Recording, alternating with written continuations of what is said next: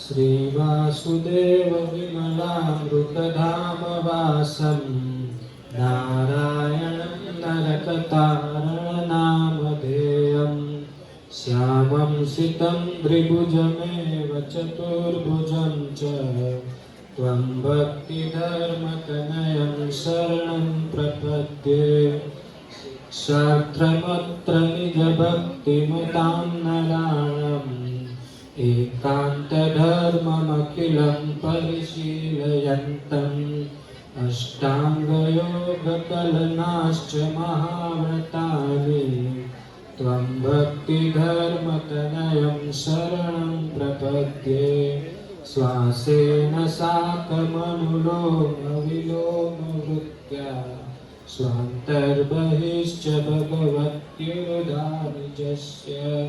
पूरे गतागतजलाम्बुधिनोपमेयं त्वं भक्तिधर्मतनयं शरणं प्रपद्ये बाह्याकरीन्द्रियगणश्वसनादिदेव मृत्युद्भवस्थितिलयानपि जायमानान् स्थित्वा ततः स्वमहसा पृथगीक्षमाणम् त्वं भक्तिधर्मतनयं शरणं प्रपद्ये मायामयाकृतितमो शुभवासनानां कर्तुनिषेधमुरुधा भगवत्स्वरूपे निम्बीजसाङ्ख्यमतयोगसुयुक्तिभाजं त्वं भक्तिधर्मतनयं शरणं प्रपद्ये। હવે આપણે સૌ આરતીમાં જોડાઈશું.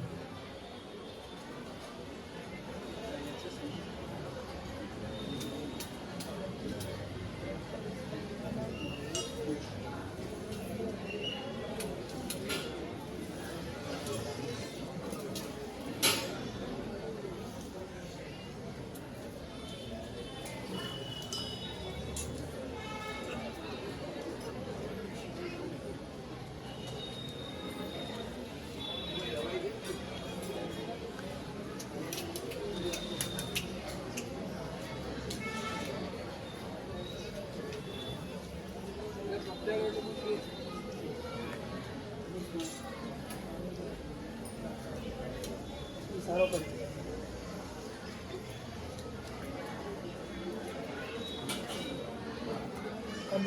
દર્શન સ્વામિનારાયણ ભગવાનની જય.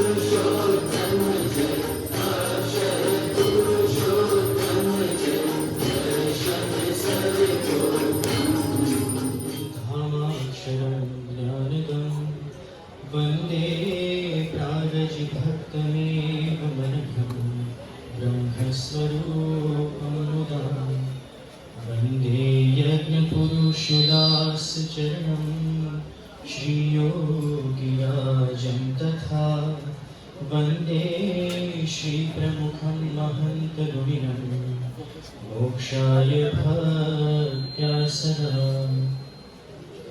श्री स्वामिनारायण भगवानની જય। આજનો દ્વિતીય દિવસ પારાયણનો ગ્રંથ હરિલીલામૃત અને આખ્યાન છે વરતાલ મંદિર ધજા આરોહણ। પરબ્રહ્મ ભગવાન સ્વામિનારાયણ આ ધરા પર અનંત જીવોના આત્યંતિક કલ્યાણને અર્થે આવ્યા હતા અને આ આત્યંતિક કલ્યાણનો દોર લાંબા સમય સુધી ચાલતો રહે તે માટે પાંચાળામાં ગંભીર માંદગી દરમિયાન શ્રીજી મહારાજે 3 સંકલ્પો કર્યા। પહેલો સંકલ્પ હતો મંદિરોનું નિર્માણ કરવું, એટલે આજે આપણે આ સત્સંગ સભાનો લાભ લઈ રહ્યા છીએ મંદિરમાં, એ ભગવાન સ્વામિનારાયણે કરેલા આ સંકલ્પને કારણે। બીજો સંકલ્પ તેમણે કર્યો શાસ્ત્રો બનાવવા, અને ત્રીજો સંકલ્પ આચાર્યો બનાવવા। પહેલો સંકલ્પ મંદિરો બનાવવા, બીજો શાસ્ત્રો બનાવવા અને ત્રીજો આચાર્ય। હવે મંદિર બનાવવાનું શુભ કાર્ય જે છે, શુભ શરૂઆત ભગવાન સ્વામિનારાયણે 1878 માં આપણા અમદાવાદથી જ કરી। એટલે ગર્વ લેવા જેવી વાત છે કે તેમણે શુભ શરૂઆત આપણા અમદાવાદથી કરી। ત્યારબાદ બીજું મંદિર ભુજ અને ત્રીજું મંદિર વરતાલ। વરતાલનું મંદિર 1881 કાર્તક સુદ 12 ના દિવસે મૂર્તિ પ્રતિષ્ઠા રાખવામાં આવી અને 12 ની આગળનો દિવસ એટલે એકાદશીનો દિવસ, અને એકાદશીના દિવસે મંદિરમાં એક ઘટના ઘટી। તો શું હતી ઘટના? વર્ણી કહે સાંભળ ભૂપ ઘાત, કહું પ્રતિષ્ઠાની વિશેષ વાત। એકાદશી મંગળવાર જ્યારે ચડાવ્યા શિખર કુંભ ત્યારે, શ્રી પેટેલાદી વ્રજલાલ શેઠ જેનો ઘણો નેહ અપાર નેત, તેણે ઇન્દુ કાંચનનું ઘડાવ્યું, સૌથી ઊંચે તે શિખરે ચડાવ્યું। ધ્વજા તહા સુંદર પંચરંગી, ચડાવ રાજા ઉનડે ઉમંગી। કિરીટની ઉપર જેમ તોરો, તેવો દિશે તે ધ્વજ ચિત્ત ચોરો। તો એકાદશીનો દિવસ હતો ત્યારે વ્રજલાલ શેઠ જે પેટલાદના હતા એમણે સોનાના કળશ જે છે મધ્ય શિખર ઉપર ચડાવ્યા, અને તે જ મધ્ય શિખર ઉપર પંચરંગી ધજા જે છે એ ઉન્નડ રાજાએ ચડાવી, જેતપુરના રાજાએ। ત્યારબાદ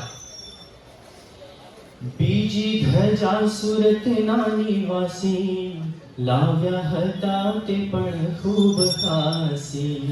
મેરાઈ આત્મા પછી રામ નામ, તેણે કરેલું અદ્ભુત કામ। તે કામમાં ખર્ચ ઘણું થયેલું, સંઘે મળીને ધન વાવરેલું। મહાપ્રભુને મનમાં રીઝાવા, સતસંગી સૌ સુરત વાસી લાવ્યા। ત્રીજી ધજા ભક્ત વડોદરાના, લાવ્યા હતા તે પણ તે સમાના। બે સંઘમાં ત્યાં ઉપજો વિવાદ, તેનું કહ્યું કારણ જેમ યાદ। હવે બીજી ધજા જે છે એ સુરતના હરિભક્તોને તેમનો સંઘ લઈને પ્રવેશે છે મંદિરમાં, અને એમાં આત્મારામ નામના એક ભક્ત હતા, તેમણે ધજાને એકદમ કલાકારી કરીને જે સુંદર રીતે સજાવી હતી।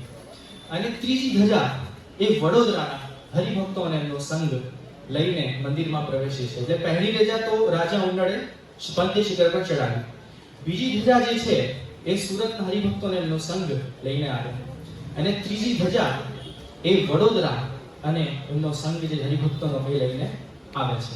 અને થાય છે એવું કે બંને સંઘ જે છે એમની વચ્ચે વિવાદ થાય છે। તો વિવાદ શેનો? પ્રસાદની દક્ષિણ દિશામાં મૂર્તિ હરિ કૃષ્ણ તણી તહાય, સ્થાપિત થઈને કરશે નિવાસ, એવી થઈ વાત બધે પ્રકાશ, જે મૂર્તિનું ધ્યાન ધરી હંમેશા, સત્સંગી સૌચિંત વશે વિશેષ, સર્વોપરી ઇષ્ટ છબી તો ગણાશે, પ્રેમે પૂજા મનસી તો કરાશે. એટલે વાત એવી હતી કે ભગવાન સ્વામિનારાયણ પોતાની હાજરીમાં દક્ષિણ દેરા પર સ્વયં પોતાની મૂર્તિ હરિકૃષ્ણ મહારાજ નામે પધરાવવાના હતા. હવે એ વાતની જ્યારે બંને સંઘને ખબર પડે તો બંનેની વિશેષ રુચિ તો હોય જ કે આપણે જ દક્ષિણ દેરા પર ધજા ચડાવી છે, અને બંને વચ્ચે વિવાદ શરૂ થઈ ગયો. વડોદરાના ભક્તો કહે કે ના અમારે ચડાવી છે ધજા, અને સુરતના ભક્તો કે ના ધજા તો અમે જ ચડાવીશું. હવે એ વાતનો વિવાદ, અને બંને જણા તલપાપડ, કારણ કે શ્રીજી મહારાજને રાજી કરવાના અર્થે અહીંયા આવ્યા હતા. એટલે એક પૂરી તૈયારી સાથે આવ્યા હતા કે ધજા તો આપણે ચડાવીશું દક્ષિણ દેરા પર. આગળ થાય છે, ચડાવીએ તે શિખરે ધજાય, તે તો કામ સર્વ પરી તો ગણાય, તે આપણે કામ જરૂર કીજે, બેલોકમાં અક્ષય કીર્તિ લીજે. વડોદરા સુરતના નિવાસી, બંને સંઘના ને દ્રઢ વાત ભાસી, જ્યાં જાય છે એક ધ્વજા ચડાવવા, આડા તહાં તો અન્ય જન આવ્યા. એકે કહ્યું કે ચડશે અમારી, બીજે કહ્યું કે ન ચડે તમારી, અમે ઊભા આગળથી જે આવી, ધજા તમે તો પાછળથી મંગાવી. એટલે બંને સંઘ વચ્ચે વિવાદ થાય છે કે ધજા તો અમે જ ચડાવીએ, અને બંને જણા એકબીજાને કહે છે કે ભાઈ તમે ધજા પાછળથી મંગાવી. એટલે વિવાદ થયો, એક નક્કી હતું. હવે તમે જુઓ તો એવું દિવ્ય અને મંગલમય વાતાવરણ, પ્રતિષ્ઠાનો ઉત્સવ, અને ભગવાન સ્વામિનારાયણનું દિવ્ય સાનિધ્ય, અને એમાં દેશ પરદેશના બધા હરિભક્તો અને સંતોના મનમાં અનેરો ઉત્સાહ અને ઉમંગ, અને ત્યાં થયો વિવાદ. હવે આ વિવાદ થયો એનું શું કારણ હોઈ શકે? કારણ કે બંને સંઘ જે છે દ્રઢ સત્સંગી છે પાછા, અને મહારાજને રાજી કરવા માટે જ આવ્યા છે, તો પણ વિવાદ થયો. તેનું કારણ હોઈ શકે તો સ્વભાવ. કારણ કે સ્વભાવનું પ્રધાનપણું જે છે, જોર કહેવાય, એ વધારે છે. એ બંને સત્સંગી છે તેમ છતાં સ્વભાવને કારણે એ બંને એકબીજાને વાદ વિવાદે ચડ્યા. તો સ્વભાવનું પ્રધાનપણું વધારે છે એ કહેતા કે એવા ઘણા પ્રસંગો આપણને જોવા મળે. જેમ કે સત્સંગમાં પણ એવા ઘણા પ્રસંગો છે કે જ્યાંથી આપણને ખબર પડે કે ના સ્વભાવ જે છે એ વધારે પ્રધાનપણું ધરાવે છે. તો એક વાત કહું અકબર અને બિરબલની. તો અકબર અને બિરબલ બંને એક ખંડમાં બેઠા હોય છે, ચર્ચા ચાલી રહી હોય છે, અને અકબર રાજાને પ્રશ્ન થાય છે કે બિરબલ, સ્વભાવ બડા કે સંગ બડા? બિરબલ વિચાર્યા વગર સહેજ એની ચતુરાઈપૂર્વક જવાબ આપે છે કે જહાંપના, સ્વભાવ બડા. હવે બિરબલ કહે, અકબરે કહે છે કે નહીં બિરબલ, સ્વભાવ નહીં, સંગ બડા. કે આ મારી બાજુમાં બિલાડી બેઠી છે ને, એને મારો સંગ થયો છે, એટલા માટે એવી શાંત થઈને બેઠી છે. એ મારી પાળેલી બિલાડી છે, અને આપણને ખબર છે બિલાડી કેવું પ્રાણી છે, બહુ ચંચળ છે. આમ ક્યાંક ઉંદર જોઈ જાય ને તો એની પર સીધી તરાપ મારી દે. પણ અત્યારે શાંતિથી બેસી છે, એટલે અકબર કહે છે કે એને મારો સંગ થયો છે બિરબલ, મારો, એટલા માટે એ શાંતિથી બેસી છે. હવે બોલ બિરબલ, સ્વભાવ બડા કે સંગ? બિરબલ કહે છે કે હું તમને આવતીકાલે જણાવું કે સ્વભાવ બડા કે સંગ બડા. આવતીકાલનો દિવસ હોય છે, અને બિરબલ નોકરને સમજાવીને રાખે છે કે તારે શું કરવાનું છે મારા ઈશારા પર. અને અકબર રાજા ખંડમાં બેઠા છે, અને ત્યાં બિરબલ પ્રવેશે છે. વાત આગળ વધે છે, ચર્ચા ચાલી રહી છે, અને બિરબલ તરફ ઈશારો કરે છે. એટલે નોકરની ઉંદર છે ને એ ખંડમાં મોકલે છે. બિલાડી બેઠી છે, એને જોયું ઉંદર આવ્યો છે, પણ શાંતિથી બેસી જાય છે.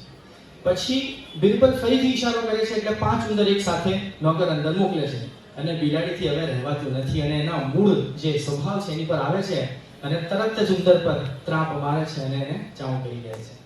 હવે અકબર રાજા બિરબલને સામેથી જ કહે છે કે બિરબલ, માની ગયો હું કે સ્વભાવ વધારે પ્રધાનપણું ધરાવે છે. હવે સ્વભાવની વાત આવે ત્યારે આપણા સંપ્રદાયમાં પણ એવા ઘણા પ્રસંગો છે ભગવાન સ્વામિનારાયણના સમયની વાત કહું તો મચ્છિયામના ફૈબા એમની ભક્તિ અને નિષ્ઠા એટલી દ્રઢ કે ઉત્સવના સમયોમાં જે એમને સેવા કરી, ભગવાન સ્વામિનારાયણ તેમની જે ભક્તિ છે એમને વશ થઈને 32 વાર મચ્છિયાવ ગામ પધારે છે ફૈબાને. હવે તમે વિચાર કરો એમની ભક્તિ કેવી હશે કે શ્રીજી મહારાજ 32 વાર ત્યાં એમના ઘરે પધારતા હોય છે. હવે વાત કઈ એવી હોય છે કે શ્રીજી મહારાજને એક વાતની ખબર પડે છે કે ફૈબા અને એમના પુત્ર વધુ જે છે એ બંનેને મન મેળ નથી, બંને અબોલા લીધા છે.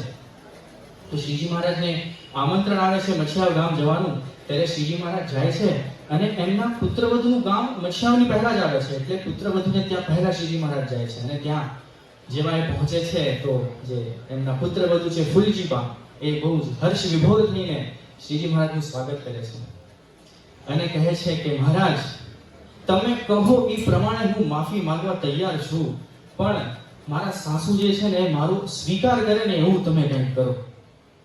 હવે નમ્રતાનો ગુણ જોઈને શ્રીજી મહારાજ ખૂબ રાજી થઈ જાય છે અને કહે છે કે ચોક્કસ અમે ફૈબાને તમારી વાત કહીશું અને એ મારી વાત માનશે જ. એમ કહીને આગળ એ મચ્છિયાવ ગામ તરફ જાય છે અને શ્રીજી મહારાજનું ત્યાં પણ બહુ જ હર્ષવિભોર સ્વાગત થાય છે અને એકદમ દિવ્ય મંગલમય વાતાવરણ છે. બધા સંતો હરિભક્તો બધા છે, કારણ કે ત્યાં આજે બધાનું જમવાનું રાખવામાં આવ્યું હતું.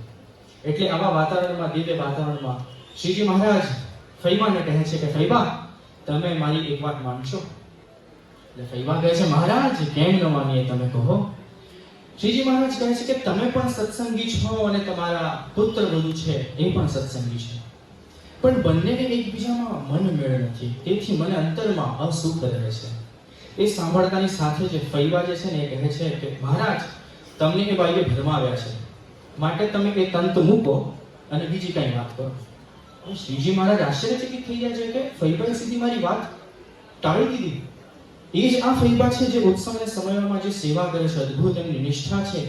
ફરી શ્રીજી મહારાજ એકવાર કહે છે એમને કે ફૈબા તમે એકવાર વિચાર કરીને જુઓ. ફૈબા કહે છે મેં બધો વિચાર કરીને જ આ નિર્ણય લીધો છે, માટે તમે બીજી વાત કરો. શ્રીજી મહારાજ કહે છે ફૈબા તમે અમને કેવા જાણો છો? ફૈબા કહે સર્વોપરી અવતારના અવતારી પૂર્ણ પુરુષોત્તમ ભગવાન જાણીએ છીએ, પણ તમને આ વાતમાં ખબર પડે નહીં, એટલે તમે એ વાત મૂકો. જાણે છે કે ભગવાન છે પણ તોય કહે છે કે તમને એ વાતમાં ખબર પડે નહીં. શ્રીજી મહારાજ કહે છે આગળ કે આજે આ દિવ્ય સાનિધ્ય છે, બધા અહીંયા જમવાના છે, અમે પણ જમીશું, પણ તમે જો અમારી વાત માનશો તો. ફૈબા કશું બોલતા જ નથી, સ્વભાવને કારણે એમને મન ધાર્યું કર્યું છે, સ્વભાવને કારણે એ કશું બોલતા નથી. શ્રીજી મહારાજ કહે છે અમે અહીંયા નહીં જમીએ અને પાછા જતા રહીશું, વળી ફરી પાછા ક્યારે આવીશું નહીં.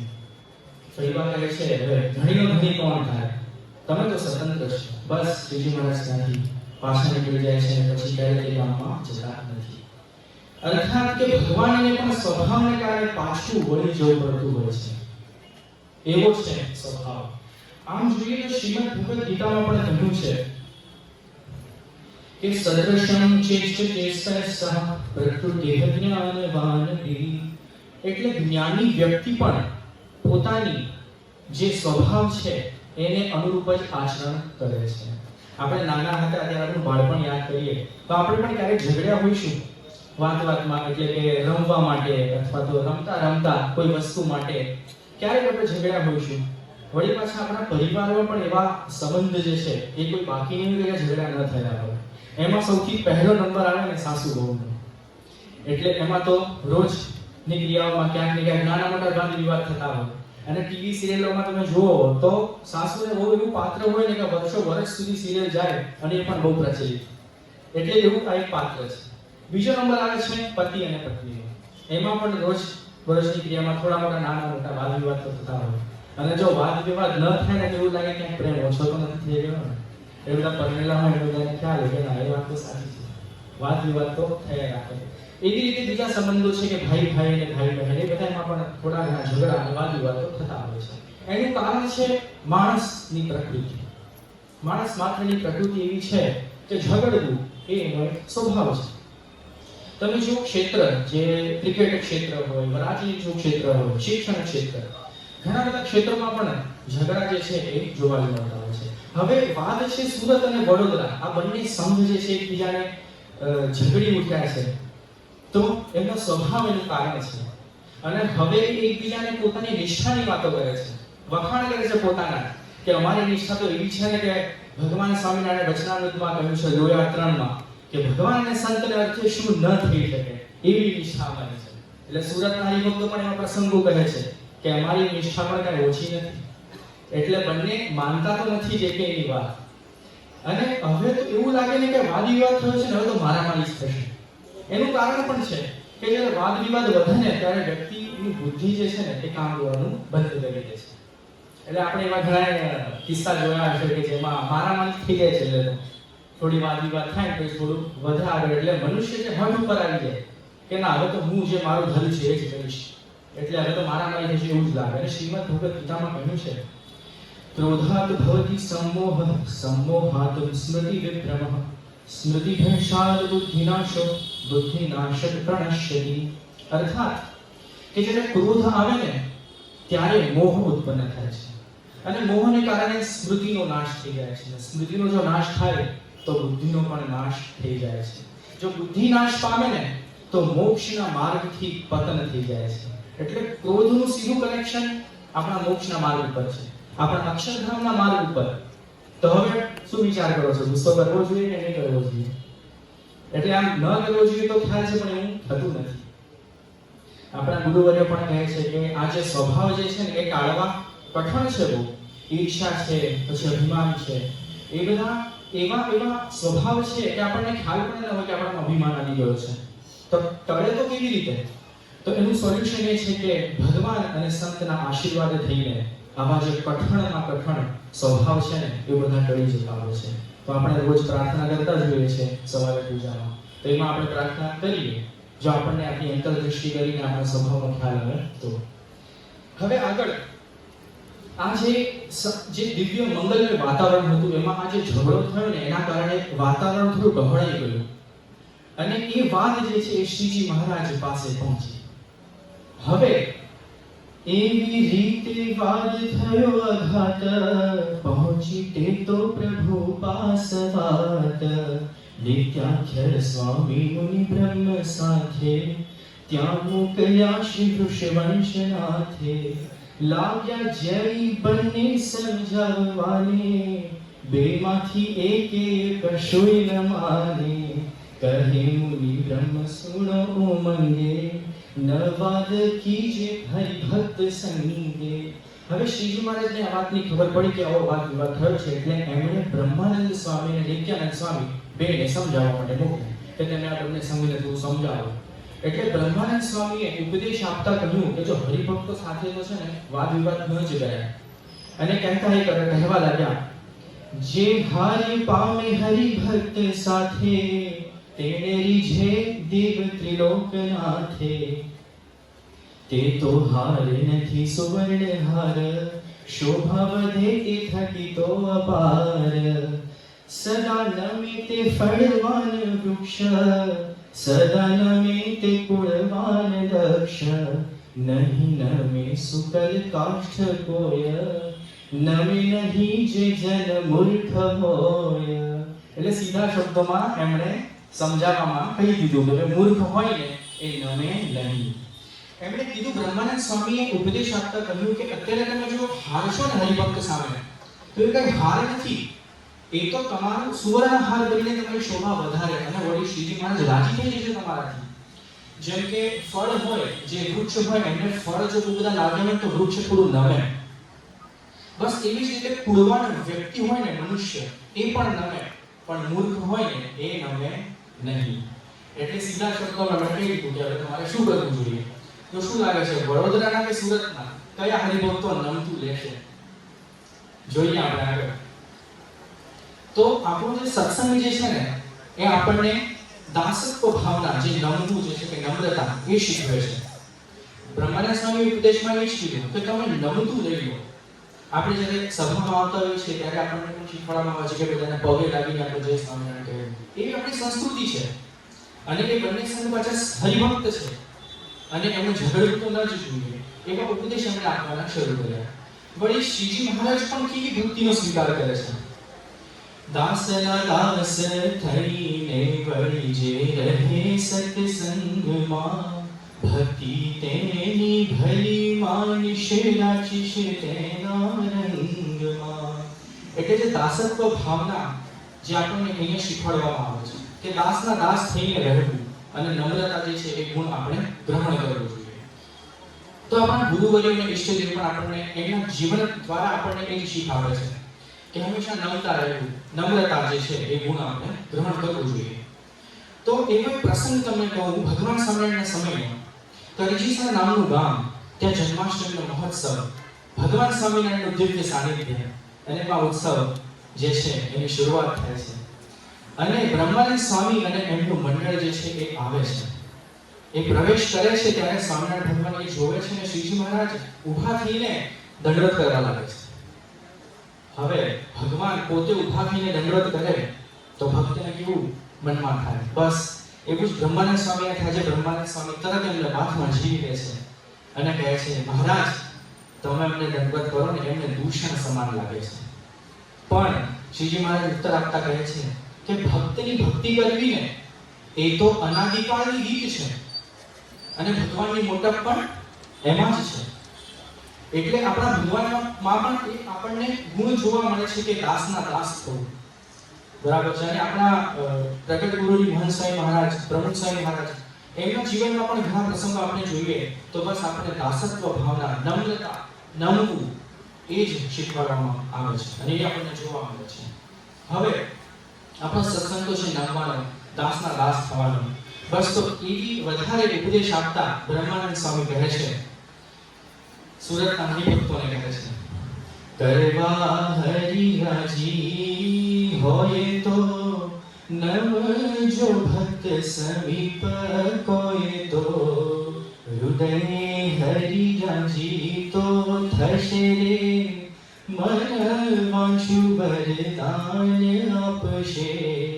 એટલે તમે છે ને હવે મહારાજને રાજી કરવાના હેતુથી પણ છે ને નમતું લઈ લો. કારણ કે તમે નમશો ને તો મહારાજ છે ને રાજી થઈ જશે અને જો એ રાજી થશે તો તમને વરદાન આપશે.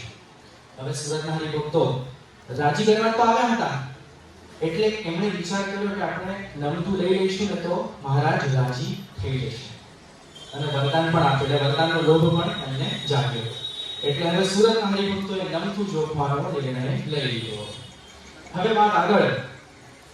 પછી સૌ પ્રભુ આગળ ગયા રે, પ્રણમીને સમીપે ઉભા રહ્યા રે, મુનિએ બધી વાત ત્યાં કહી રે, હરિએ તે સહુ સાંભળી સહી રે, સુરતી જનને હરી કહે રે, વર માંગો તમ ચિત્ત જે ચહે રે, વર આપીશ હું ખુશ થઈને રે, મુદ પામું મન માન તું લઈને, જન સુરત નાથ હાથ કહે રે, અતિ ઈચ્છા પૂર એટલી રહે, પ્રભુ સુરત માં પધારવું રે, પૂર મહાત્મ્ય વળી વધારવું રે,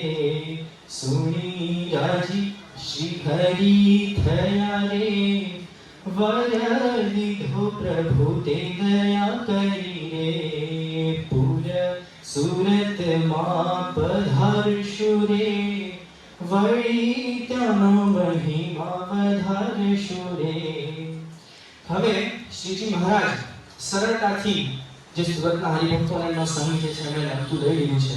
એટલે નમ્રતાનો ગુણ શ્રીજી મહારાજને અતિશય પ્રિય છે. એટલે શ્રીજી મહારાજ સરળતાથી રાજી થઈ જાય છે અને સુરતના હરિભક્તો એ વરદાનમાં એટલું માગે છે કે ભગવાન તમે છે ને મહારાજ સુરત ગામ પધારો અને એવું વરદાન આપો એવી એમને વિનંતી છે. અને શ્રીજી મહારાજ સહેજે સહેજે એ વરદાન આપે છે અને ત્યાં સુરત પધારે છે.